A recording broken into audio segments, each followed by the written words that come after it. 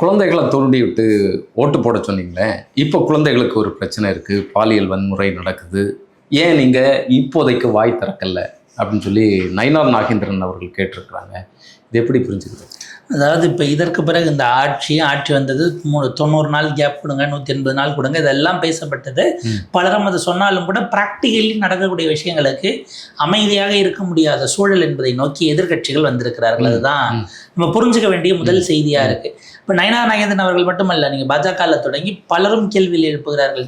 AIADMK already எழுப்பிட்டாங்க. அந்த pant வேகனில் இப்போ பாஜகவும் இணைந்திருக்கிறது. அதுக்கு அர்த்தம் இனிமேல் தாவேகா ஆளுங்கட்சியாக இருக்கும்போது தாவேகா எதிர்ப்பு என்கிற புள்ளியில தான் எல்லோரும் வந்து சேர வேண்டும் என்பதாகவும் அதை நம்ம பார்த்துக்கலாம். அப்போ இதற்கு பிறகுதான் முதலமைச்சருக்கான வேலைகளே இருக்கிறது. திரு நயினார் நாகேந்திரன் அவர்கள் அடுத்தடுத்து இப்போ நடக்கிறது எல்லாத்துக்கும் இமீடியட்டாக ரெஸ்பாண்ட் பண்ண ஆரம்பிக்கிறாரு.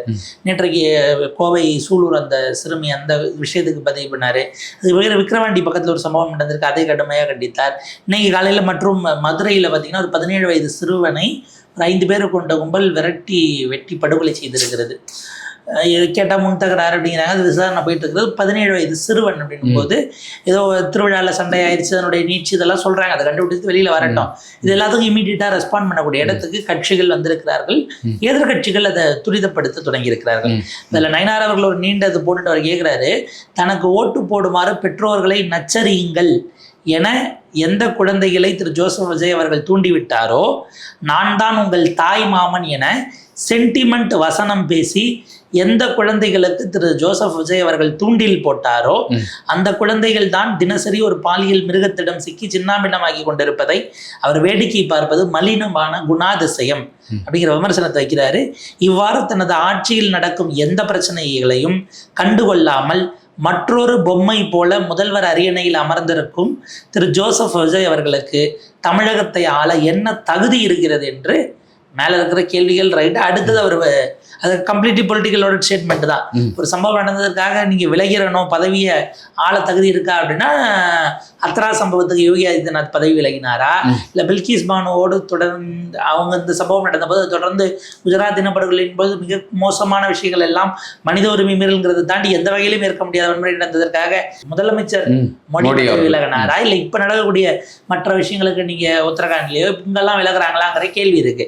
அது பொலிட்டிக்கலி லோடட்னால என்ன தகுதி இருக்கிறது என்பது ஒரு சார்ஜா வைக்கிறாரு. இதே நேரத்தில் இந்த ராஜா அவர்களும் பார்த்தீங்கன்னா அவரும் கொந்தளிச்சு முதல்வர் ஜோசப் விஜய் அவர்கள் பேசாமல் இருப்பதுங்கிறது சரியானதல்ல. பதிவு போடுறார், தாவேகா துவங்கிய போது பரந்தூர் பிரச்சனைக்கு விரைந்து சென்று குரல் கொடுத்த திரு ஜோசப் விஜய் அவர்கள் தமிழக முதல்வரான பிறகு கோவையில் நடந்துள்ள பெண் குழந்தை படுகொலைக்கு அமைதி காப்பது வருத்தம் அளிக்கிறது. பெண்களுக்கு எதிரான பாலியல் வன்கொடுமைகளை அறவே ஒழிக்க, படுகொலைகளை தடுத்து நிறுத்த, குற்றவாளிகளுக்கு கடும் தண்டனை வழங்குவதும், மது விற்பனை மற்றும் போதைப் பொருள் பழக்கத்தை அறவே ஒழிக்க தமிழக அரசும் காவல்துறையும் கடும் நடவடிக்கை எடுப்பதும் தான் சரியான தீர்வாக இருக்கும் அப்படின்னு அவர் அதில் ஒரு இதை வச்சு இதை நீங்கள் செய்யணும் என்பதாகவும் அவர் அதை நகர்த்தி இருக்கிறாரு. ஸோ இது வந்து இப்போ எதிர்கட்சிகள் ஒரு திசை நோக்கி நகர்றாங்க. ஏதோ ஒரு வகையில் இவர் நடுவில் பாஜக அமைதியாக இருக்கிறதுன்னு ஒரு சார்ஜ் வச்சாங்க இல்லையா. குழப்பங்கள் நடக்குது, குழம்பன குட்டையில் மீன் பிடிக்கிறவங்க இல்லைன்னா குட்டையை குழப்பி விட்டு மீன் பிடிக்கிற பாஜக இங்கே அதுவாகவே ஒரு சிக்கல் வருது, ஒரு பதட்டமாகுதுன்னும் போது ஏன் எதையும் செய்யவில்லை என்கிற விமர்சனம் அந்த காலகட்டத்திலேயே வைக்கப்பட்டது. அந்த விமர்சனத்தையும் தாண்டி தான் இன்னைக்கு பார்த்தீங்கன்னா இந்த இடத்துக்கு இவங்க நகர்ந்துருக்கிறாங்க. இந்த குற்றச்சாட்டுகள் அப்படிங்கிறது அதை நோக்கி தான் வருது. இது நாட்டில் இபிஎஸ் அவர்கள் இதை விட சுவாரஸ்யமாக முதலமைச்சர் விஜய் அவர் தாவேகா தலைவராக இருந்த காலகட்டத்தில் பேசியதை அப்படியே எடுத்து அதே ட்வீட்டை பதிவு பண்ணி இப்படிலாம் பேசுனீங்களே நீங்க ஏன் வாய் திறக்கலன்னு கேட்டிருக்காங்க. அந்த ட்வீட்டை பாருங்க. தங்களது கல்லாப்பெட்டி கூட்டணியை தக்க வைப்பதில் மட்டுமே முழு கவனம் செலுத்தும் முதலமைச்சர் அவர்களே, தமிழகத்தில் பெண்களுக்கும் பெண் குழந்தைகளுக்குமான பாதுகாப்பு எங்கே அப்படின்னும் போது இன்னைக்கு நீங்க உள்ள கூப்பிட்டு சேர்த்து வச்சவங்கெல்லாம் கல்லாப்பெட்டி கூட்டணி தான். சிவி சண்முகத்திலிருந்து அத்தனை பேர் உள்ள கூப்பிட்டு வச்சிருக்கீங்கல்ல, அந்த கல்லாப்பெட்டி கூட்டணியை சேர்க்கறதுல மட்டும்தான் நீங்க கவனம் செலுத்துறீங்களே தவிர பாதுகாப்பை எங்க கொடுத்தீங்கன்னு எடப்பாடி பழனிசாமி அது நல்ல ஸ்ட்ராட்டஜி. அவர் பேசியதையே எடுத்து காமிச்சு நீங்க இப்படிலாம் பேசுனீங்க, நீங்க என்ன பண்றீங்க, அவர் என்ன பயன்படுத்தினாரோ அதையே வந்து அவருக்கு எதிராக பயன்படுத்துதல் அப்படிங்கிறது ரொம்ப நல்ல ஒரு ஸ்ட்ராட்டஜியாகவும் நம்ம பார்க்க வேண்டியிருக்கு. அவர் நேற்று அந்த விழுப்புரம் மரக்காணம் அருகே, நான் விக்கிரவாண்டின்னு சொல்லிட்டா, மரக்காணம் அருகே நடந்த அந்த சிறுமையில் நடந்த செய்தியை இது பண்ணிட்டு தான் பெண்கள் பாதுகாப்பை சீர்குலைப்பதில் மற்றும் ஒரு திமுக ஆட்சியாகவே இன்றைய பொய்க்கால் குதிரை ஆட்சி இருக்கிறதா, அவர் எப்படி பாசிசம் பாயாசமும் திமுகவும் பிஜேபி ஒண்ணுன்னாரு, இப்ப திமுகவும் தாவேகாவும் ஒண்ணு என்கிற இடத்திற்கு இதுல பாத்தீங்கன்னா நயினாரும் அங்கதான் போறாரு. மற்றும் ஒரு பொம்மைன்னு அவர் சொல்றாரு. அப்ப இதுக்கு முன்னாடி இருந்தவரை பொம்மைன்னு விமர்சிக்கிறார். விஜய் அவர்களை அடிக்கிறது மூலமாக திமுகவின் சேர்த்து அடிக்கிறாங்க இவங்க 2 பேரும். ஆமா, ஆளுங்கட்சி எதிர்கட்சி 2 பேரும் சரியில்லை, நாங்க தான் சரி அப்படின்ட்டு மற்றும் ஒரு திமுக ஆட்சியாகவே இன்றைய பொய்க்கால் குதிரை ஆட்சி இருக்கிறதோ என்ற அச்சம் தமிழக மக்களிடையே குறிப்பாக பெண்களிடையே எழத் தொடங்கிவிட்டது. இன்றைய முதல்வரின் கூற்றுப்படியே கேட்க போனால் தங்களது கல்லாப்பெட்டி கூட்டணியை தக்க வைப்பதில் மட்டுமே முழு கவனத்தை செலுத்தும் முதலமைச்சர் அவர்களே, தமிழகத்தில் பெண்களுக்கும் பெண் குழந்தைகளுக்குமான பாதுகாப்பு எங்கே? சிறுமி வழக்கில் கைது செய்யப்பட்டுள்ள குற்றவாளி மீது கடுமையான சட்ட நடவடிக்கை எடுத்துட்டவும், தேர்தல் பிரச்சாரத்தின் போது பேசிய வசனங்கள் மறந்திருந்தால் அவற்றை மீண்டும் போட்டு பார்த்து நினைவு கூர்ந்து பெண்கள் பாதுகாப்பில் கவனம் செலுத்துமாறு இவ்வரசின் முதல்வரை வலியுறுத்துகிறேன் அப்படின்னு சீஃப் மினிஸ்டர் ஆஃபீஸ் ஆஃப் தமிழ்நாடுவை டேக் பண்ணி எடப்பாடி பழனிசாமி அவர்கள் கடுமையான விமர்சனத்தையும் முன் வச்சிருக்கிறார். ஸோ இப்போ இது ஒரு சிக்கலாக அவர்களுக்கு உள்ளபடியே மாறுகிறது. இதற்கு நடுவில் அவங்க வெவ்வேறு காரணம் சொன்னாலும் கூட 2 அமைச்சர்கள் அதை பேசும்போது அவங்க ஒரு மாதிரி சிரிச்சிட்டாங்க அப்படிங்கிற விமர்சனம் வைக்கப்பட்டது. தொழில்துறை அமைச்சர் அவர்கள் மீதும் சரி, அதே போல் அது இங்கே சமூக நலத்துறை அமைச்சர் நினைக்கிறாங்க விஜயலட்சுமி அவர்களுக்கும் சரி, இங்கே அமைச்சர் கீர்த்தனா அவர்களுக்கும் 2 அமைச்சர்களுக்குமே அவங்க பேசியதை எடுத்து சர்ச்சைக்குள்ளாச்சு. அவங்க வேற விதமாக சொல்றாங்க, நான் இயல்பா இது பண்ணதை உடல் மொழியை சிரிச்சிட்டேன் அப்படின்னு சொல்றீங்கன்னு அமைச்சர் கீர்த்தனா அவர்கள் அதுக்கு மறுப்பு தெரிவிச்சிருக்காங்க. இது அட்மினிஸ்ட்ரேட்டிவ் நிர்வாகம் பேசும்போது நீங்க அரசியல் கேள்வி அப்புறம் கேளுங்க அப்படின்னா, இல்ல இப்ப காவல்துறைங்கிறது கட்டுப்பாட்டுல இருக்கே, அது நிர்வாகத்துல வராதா, அட்மினிஸ்ட்ரேஷன்ல வராதா, இல்ல அது தொடர்பா முதல்வரே கூட விரிவான அறிக்கையை கொடுப்பாரு, இல்ல பிரீஃப் பண்ணுவாருன்னு சொன்னா முடிஞ்சு போச்சு. இன்னைக்கு செங்கோட்டையன் அவர்கள்ட்ட கேட்குறாங்க, அவர் நேற்றைக்கு கொஞ்சம் உடல் நலி விட்டு மருத்துவமனை போயிட்டு திரும்ப ஃப்ரெஷ்ஷாக வந்துட்டாரு. அவர்கிட்ட கேள்வி கேட்குறாங்க, இந்த 2500 ரூபாய் எப்போ கொடுப்பீங்கன்னு. இது குறித்து முதல்வர் விரைவில் முடிவெடுப்பார், நிதி நிலைமைக்கு தகுந்தவாறு நாங்கள் அதை செய்வோம் அறிவிக்கிறார். அவ்வளவுதான். நீங்க முதலமைச்சர் அறிவிப்பார்னாலே கூட முடிஞ்சு போச்சு. அது அவருடைய எக்ஸ்பீரியன்ஸ் அவருக்கு அதுங்க ஹெல்ப் பண்ணுதுன்னு வச்சுக்கோங்களேன். பட் இந்த மாதிரியான இடத்துல அப்படி பேசுறது சரியாங்கிறது இருக்கு. இன்னொரு பக்கம் அவங்க அந்த பெண் போலீஸ் ஆஃபீஸர் ஐஜி அவர்கள் சிரிச்சுட்டாங்க அப்படிங்கிற விஷயமும் தேவையில்லாத அது ஒரு சர்ச்சைக்கும் உள்ளானது.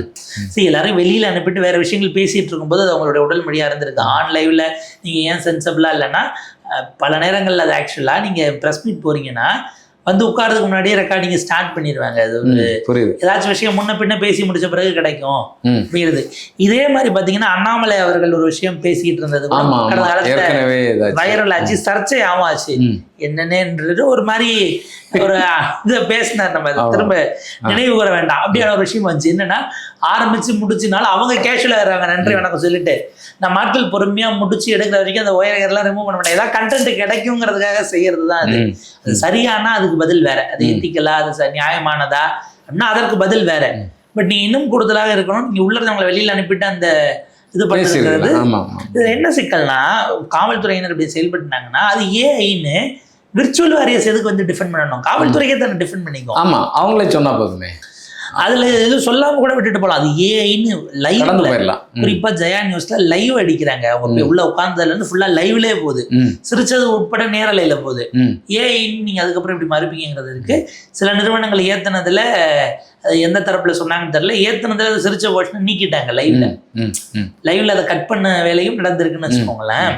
ஸோ இப்படியான விஷயங்கள் ஒரு பக்கம் ஓடிக்கிட்டு இருக்கும்போது அரசு இன்னும் கொஞ்சம் கவனமாக இருக்க வேண்டும். இன்றைக்கு இந்த சூழலில் தான் முதலமைச்சர் ஒரு அவசரமான அதிகாரிகள் கூட்டம், தமிழ்நாட்டினுடைய சட்ட ஒழுங்கு குறித்து சீஃப் செக்ரட்டரி, ஹோம் செக்ரட்டரி உட்பட பல மூத்த தலைவர்களோடு சேர்த்து இன்றைக்கு ஒரு ஹை லெவல் மீட்டிங்கும் இது பண்ணுறாங்க. சீனியர் போலீஸ் அஃபீஷியல்ஸும் கலந்துக்கிறாங்க அப்படிங்கிற விஷயம் ஓடிக்கிட்டு இருக்கு. இதுக்கு இன்னொரு பக்கம் பார்த்தீங்கன்னா, எப்போது செய்தியாளர் சந்திப்புக்கு வருவார் விஜய் அவர்கள், முதலமைச்சர் அவர்கள் அப்படின்ட்டு எல்லாரும் கேட்குறாங்க.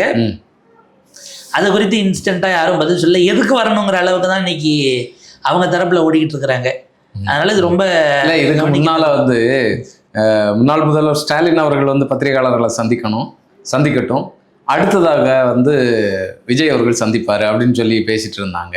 இன்னைக்கு அவர் தான் முதல்வர், அவர் தான் பத்திரிகையாளர்களை பார்த்து இந்த நடந்து கொண்டிருக்கக்கூடிய இந்த சிக்கல்களுக்கெல்லாம் பதிலாக சொல்லணும். மிக நிச்சயமாக. அட்லீஸ்ட் இல்லை முதலமைச்சர் பேசணுங்கிறது இல்லை அவர் மோடிஜி மாதிரி இருக்கக்கூடாதா, இல்லை இப்போ இன்னைக்கு மாற்றலாம். எனக்கு முன்பாக 13 ஆண்டுகளாக 12 ஆண்டுகளாக பிரதமராக இருக்கும் மோடிஜி முதல்ல பேசணும், அதுக்கப்புறம் நான் பேசுகிறேன்னு சொன்னால் நம்ம என்ன பண்ணிட முடியும்? ஒன்றும் பண்ண முடியாது. மோடி அவர்களுடைய அந்த ஸ்டைலை வந்து இவர் பின்பற்றாரா அப்படிங்கிற கேள்வி இருக்குல்ல. பின்பற்றுனா என்ன தப்புங்கிற கேள்வி அவங்க கேட்பாங்கல்ல. மோடிஜி பற்றக்கூடாது, அவர் என்ன தடை செய்யப்பட்ட நாட்டினுடைய தலைவரா? இந்தியாவுக்கு அவங்களுக்கு உறவு கிடையாதா? இந்திய பிரதமர் தானே. பாரத பண்பாட்டினுடைய அப்படி உச்சத்துல இருக்க டெல்லியில இருந்து நம்ம நாளைக்கு அவரோட நட்புறவை பேண தானே போறோம். சரிதான். ஆனா சட்டம் ஒழுங்கு வந்து இவ்வளவு சீர்கெட்டு இருக்கும்போது அதுக்கு வாய் திறக்கணும்ல, ஒரு அறிக்கை உடனடியாக. அதுதான் ஒரு நாள் கழிச்சு சோஷியல் மீடியாவில் பெரிய பேக் ஃபயர் ஆன பிறகு ஃபோன் பண்ணி பேசினார்ல. இதுல என்னன்னா அவங்க ஃபேமிலிக்குள்ள ஏதோ சிக்கல் இருக்கு போல இருக்கு. தாய்க்கு தகவல் சொல்லாமலே அவங்க அப்பாவுக்கும் அவங்க அந்த அம்மாவுக்கு ஏதோ பிரச்சனை இருக்கு போல. தகவல் சொல்லாமலே கொண்டு போய் அவசரமா இறுதி கிரியை பண்ணிட்டாரா அவங்க அப்பான்னுட்டு அந்த அம்மையார் நேற்றைக்கு ப்ரெஸ் மீட் கொடுத்து அழுகுறாங்க. ஸோ இப்போ இப்படியான சூழல் எல்லாம் இருக்குது. இது வந்து காவல்துறை பண்ணியிருந்தாங்க, அவங்க உடன்பாட்டுக்கு போகலை. இதுக்கு பர்சனல் பிரச்சனை என்ன போச்சுன்னு தெரியாது.